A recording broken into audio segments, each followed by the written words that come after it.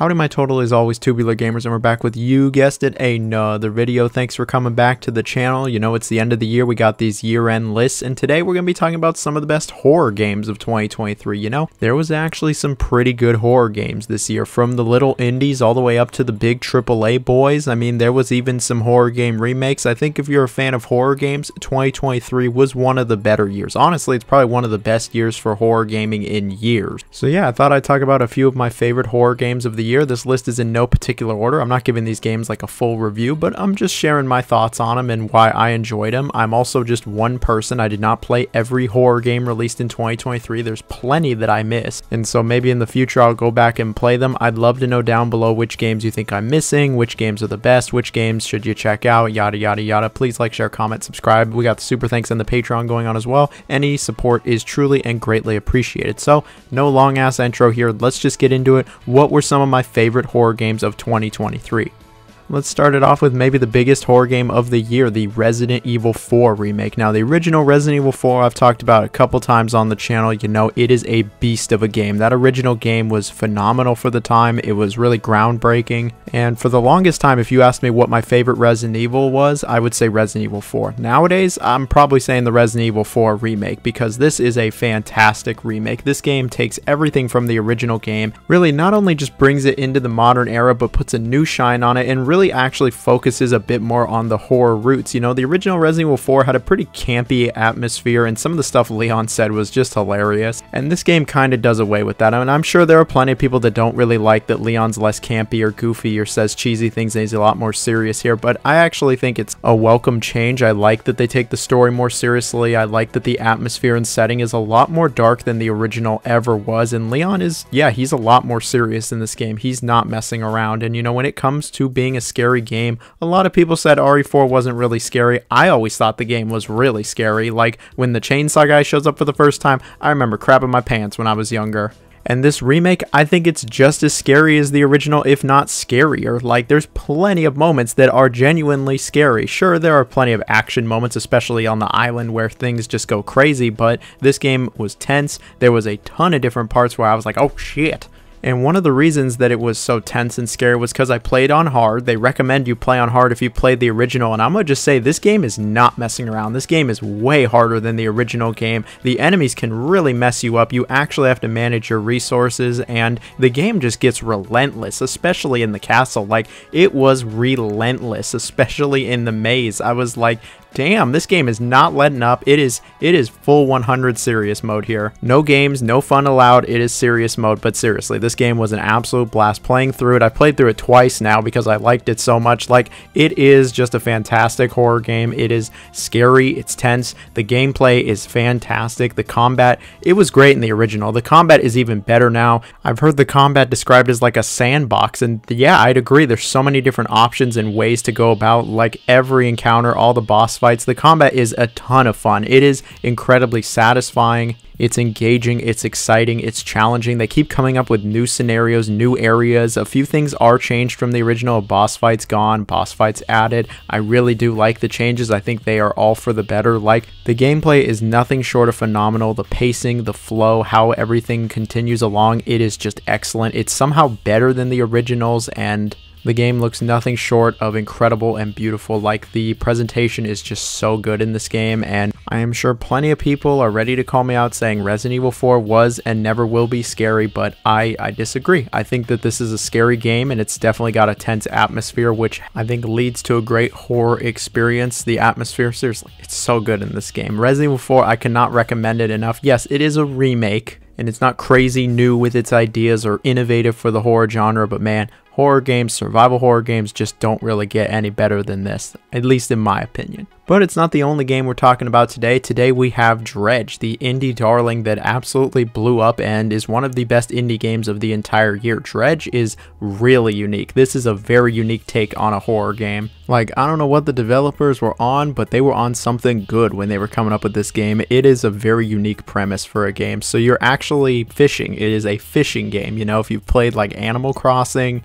or Stardew Valley, or maybe if you're a little older you played Sega Ass Bass Fishing. It's a fishing game first and foremost. You know, you move around on your boat and the game requires some patience as you'll throw your reel out and try to catch whatever it is you're trying to catch. You know, at first it's pretty chill. It's just a normal little fishing game. You know, these seem like they could be chill, fun little times, maybe get some lo-fi on, but you quickly realize that there's more than meets the eye. Something is definitely going on here, and you know, the stuff you start getting out of the water starts becoming more and more disturbing, I'll just say, and I'll leave it at that. You know, I don't want to spoil the game. I'll just say that this game has a very unique and strangely tense atmosphere. Like, it starts out pretty normal. I mean, the game looks very pretty. I love how it looks. Very few games look like this. The detail is really well done, especially when you're looking at the fish. Like, this game is a great aesthetic. It really is a vibe. Like, there's just no other way to put it. It is a total vibe. And then the sound design is really great also. The piano in this game is really powerful. You know,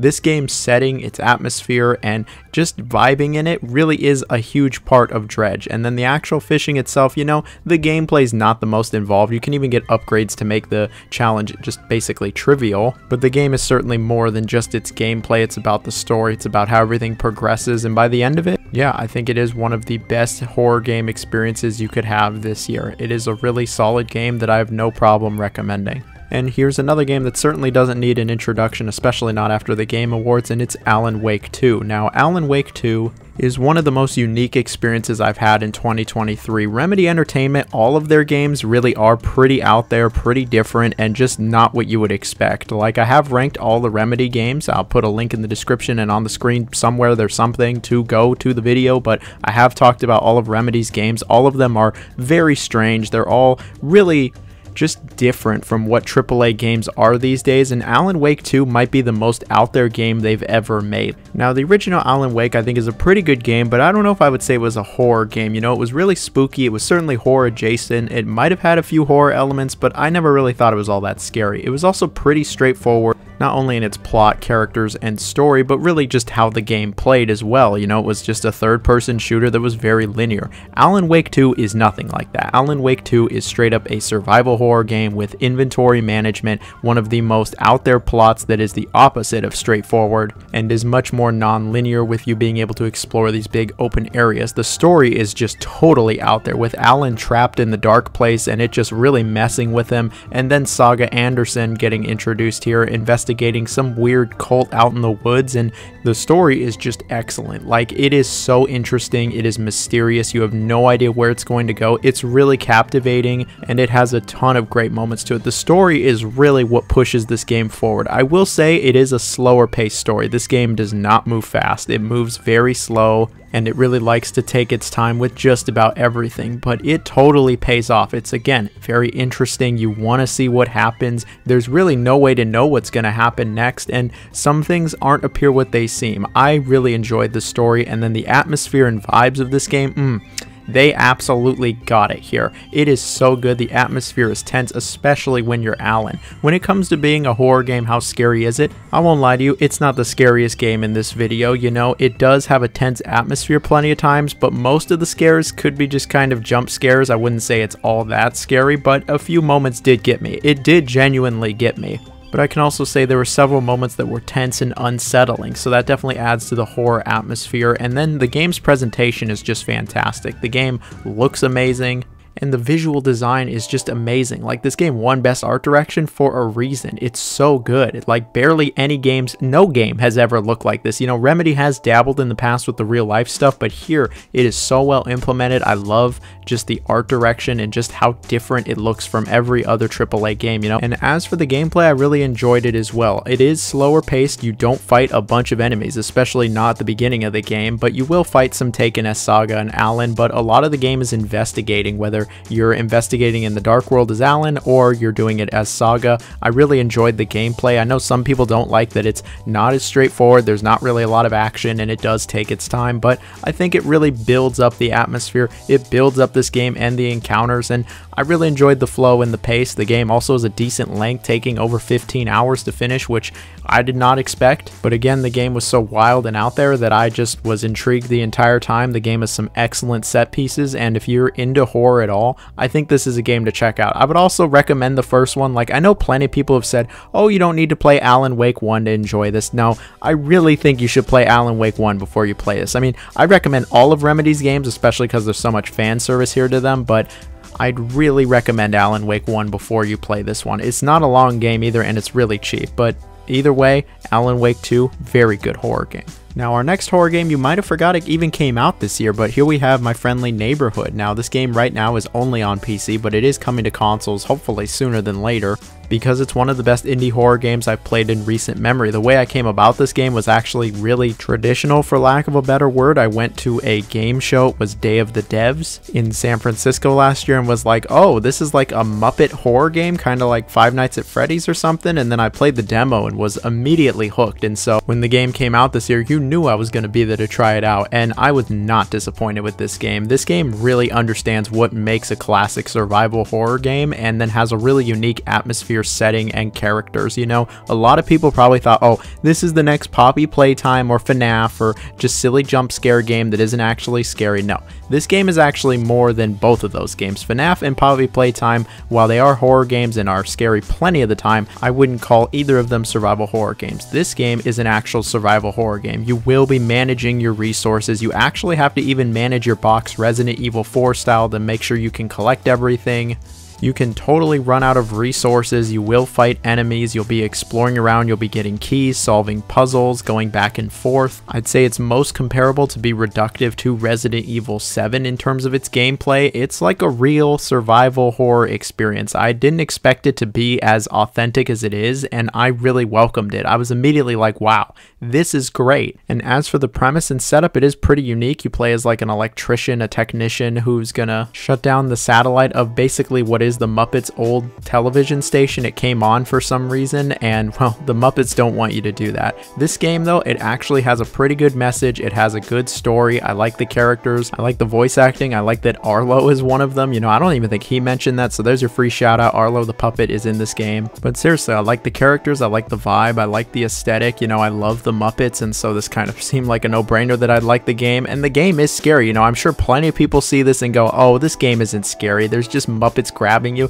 This game certainly scared me. You know, it surprised me most of the time with its scares, but I would say it's scary. I think the atmosphere is tense, especially because you actually have to manage resources here. You don't just have unlimited ammo for your weapons. You actually, again, do have to manage your resources. The enemies basically infinitely respawn unless you tape them up, and the end of the game can get pretty disturbing. I think that this is actually a really solid survival horror game that shouldn't be missed. You know, it is, again, only on PC. It does run and look pretty good, especially with how indie it is. There was only a couple people making this game. Like, I met the developers at Day of the Devs. There's only a few of them. There isn't a big team here. It's not a AAA game, nothing like that. It is a very small indie game, and I think it looks and runs great. Hopefully, when it comes to consoles, it gets some more recognition, because this is easily one of the most underrated games of the entire year that I think should really not be slept on. Like, out of all the games I'm talking about today, this is easily the most slept on game, and that's a shame, because it's actually pretty good. It just totally gets it, what makes a classic survival horror game. Like, I don't really know how else to say it. It just gets it. They understood the assignment, and I give this game a big recommendation. Now, another horror game that didn't get a ton of attention but totally deserves it in my opinion is Amnesia The Bunker. Now, the Amnesia games have been a little bit of a mixed bag, I won't lie to you. You know, I think that first game was pretty groundbreaking and really would go on to influence how a lot of horror games would be after that. But after the first Amnesia, I don't know, the other games just never hit the same way. Like, A Machine for Pigs I didn't really care for at all, and then Rebirth, But this new one, The Bunker, is arguably better and scarier than the original Amnesia ever was. Like, the setting is scary, it's unique, it's never really been explored before, and this was easily one of the scariest games I've ever played. Like, I've played a lot of horror games, a lot of scary games, but Amnesia The Bunker really was actually a terrifying experience. It's really dark, it's depressing, it's got just a scary, tense atmosphere to it, and then a creature after you, and that's really all you need to know. Taking place during World War I, you are stuck in a bunker, you're trapped trying to get out, and you're being hunted Alien Isolation style. But I think this game is scarier than Alien Isolation even was. Like, this atmosphere, just the environment, man, it is scary, it is sad. You just want to get the hell out of here as fast as you can, and there's a bunch of stuff you got to do, and you got to explore around the bunker, and it really is like a survival horror game, complete with resource management. I actually really enjoy the resource management in this game, like for the lights with the fuel. Like, that actually makes the game so much more tense, and it really just keeps you on the edge of your seat. Like, I was on the edge of my seat the entire time while playing this game. It is never not tense, it is never not relentless, and some of the areas you go to are just, man, that is the stuff of nightmares. And by the end of the game, I was just like, oh, thank God it's over, man. This game was just tense. And you know, they do actually give you a weapon also. You don't get much ammunition and it doesn't do all that much, but they actually give you a small way to fight back, but you'll quickly realize that it ain't gonna do much. But I can appreciate that they actually do give you that. You know, the original Amnesia, you were basically just defenseless and had to run away. Here you can, you know, attempt to fight back and then just get owned. But I think the pacing, the flow of this game, playing through it, it was a really great experience. And like Neighborhood, I'd say it's one of the most underrated experiences of the entire year. Sure, it's not like super long or the most rewarding experience, but it was a scary, engrossing time that I have no problem recommending to people who like horror games. Like, this is not one to be missed, and it's not forgettable. I give it a big recommendation, and I talked about this game in a lot more detail in a video, so I'll put a link in the description on screen, all that fun stuff somewhere here. It's there, I don't know. But anyway, on to the next and final game. You know, I thought we'd start this list and end this list with a remake, and so here we have the Dead Space remake, which came out at the very beginning of the year. I know it seems so far away now at this point, but we have the Dead Space remake. Now, the original Dead Space, I think, was one of the best horror games of that generation. Dead Space 2, even better. Dead Space 3, unfortunately, it wasn't that good, and the series was basically dormant for like a solid 10 years, but now Dead Space is back with this remake of the first game, and you know, it actually captures the magic of the first game. Now, this remake is not like RE4's remake. It is much more of a one-to-one remake when it comes to the areas, locations, gameplay, etc. Obviously, they did modernize some things, they smoothed it out, they made the controls better, and the game looks phenomenal, but that original Dead Space really hasn't been messed with all that much. Not like RE4, where they changed the atmosphere, added a bunch of new quality of life improvements in some new sections. Here, it is very much a straight remake, and that's fine with me. The original game, I thought it was great. It had a spooky atmosphere, it scared me plenty of times, it had a really unique enemy, not only design, but encounters where you actually would shoot their limbs off. In this game, yeah, it totally recaptures the magic. It is the definitive way to play the original Dead Space, and I feel like the spooky abandoned ship feel that you get in the original Dead Space has just never really been captured again. You know, Dead Space 2 kind of has it, but no other game has come even close. The Callisto Protocol is so far away from what this game wanted to do, and it's a shame because I was actually part of that game's production, but that's unrelated. The original Dead Space, it was great then, and this new one, it brings it back for a modern generation, and it's just as scary, just as good as it was before, and even a little better. I would say it's a little better. I'd say the atmosphere is a little darker. I like that Isaac talks now. I think the storytelling's just a little better, and the gameplay feels smoother and more refined. If you've ever been interested in the Dead Space series, this really is the best time to get into it. This is the best one in my opinion. You know, I always loved the original Dead Space, and again, that horror atmosphere that it provided, and the gameplay was really solid, and I loved exploring around the ship. And this game really feels like they refined it and made it a little better, and it's so close to the original that, yeah, it pretty much makes the original redundant. There's no reason to go back now, since this one, it is so similar and it is better. I think the set pieces were created better. Like, when you go outside of the ship, out into space, man, it is so chilling. Oh, that stuff just gives me shivers. And I'm just like, get me back in the ship. Get me back in the ship. Like, it's an experience for sure. And that's really it for today's video. You know, all of these are really solid to great horror games. I have no problem recommending all of them if you're a fan of the genre. Some I think are better than others, but this was a pretty good year for horror games. We'll see how next year's is. You know, I don't really know any horror games coming out next year, especially on the AAA front outside of the Silent Hill 2 remake, but as this video showed, some of the best horror games every year are the indie games. The indie games actually do push this genre forward. They come up with original ideas. I mean, in the AAA space, as you saw, it was either sequels or remakes. Those indie games, that's where the original stuff is. And again, these are all great games that are worth playing. And that's really it for today's video. If you made it to this part of the video, comment shark, as in what my profile picture is. That's our little code word. You know, you made it to the end. I really appreciate it. I'll give you a nice heart. And that's it. Hope everyone has a nice rest of the year, day, whatever's the closest to you. See y'all later. Bye-bye.